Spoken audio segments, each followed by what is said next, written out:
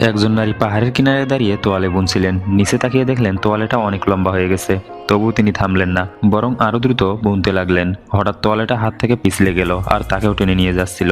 ভাগ্য ভালো, পা দিয়ে তিনি পাহাড়ের কিনারায় আটকে ধরতে পারলেন। মৃত্যু এত কাছে দেখে তবুও তিনি ভয় পেলেন না, বরং আরো দ্রুত উপরে উঠতে লাগলেন। তোয়ালেটা বাতাসে নাচছিল, যেন একটা ছোট্ট পরী। কিছুক্ষণ পর তার সুধা শেষ হয়ে গেল। তোয়ালেটা আবার তাকে নিচের দিকে টানতে লাগলো। তিনি যতই চেষ্টা করেন টেনে তুলতে পারলেন না। তখন তিনি নিজের চুলের দিকে তাকালেন। চুলকেই সুতা বানিয়ে আবার বুনতে শুরু করলেন, কিন্তু অল্প সময়ের মধ্যেই চুলও শেষ হয়ে গেল। চারপাশে আর কিছুই নেই। ঠিক তখনই তোয়ালেটা হঠাৎ জোরে টান দিল। তিনি মুক্ত হতে পারছিলেন না। মৃত্যু সামনে এসে দাঁড়ালো। ঠিক তখনই একটি চেয়ারের পাশে একটি কাঁচি চোখে পড়লো। তিনি শেষ শক্তিটুকু নিয়ে হামাগুড়ি দিয়ে এগোলেন। ঠিক ধরতে যাবেন, সুইচটি ভেঙে গেল। এইবার তোয়ালেটা তাকে সরাসরি অতলে নিয়ে গেল। তখনই এক অলৌকিক ঘটনা ঘটলো। তিনি আবার উপরে উঠে এলেন। মুখ থেকে এক গোছা চুল ফেললেন, যা দাঁত দিয়ে ছিঁড়ে নিয়েছিলেন। তিনি শূন্যের দিকে তাকিয়ে রইলেন। হঠাৎ বুঝলেন আর তোয়ালে বোনার কোনো দরকার নেই। তিনি সুইটি অতলে ছুঁড়ে ফেললেন। ঠিক সেই মুহূর্তে সব আসক্তি ছেড়ে দিলেন, আর সব বাঁধন মিলিয়ে গেল।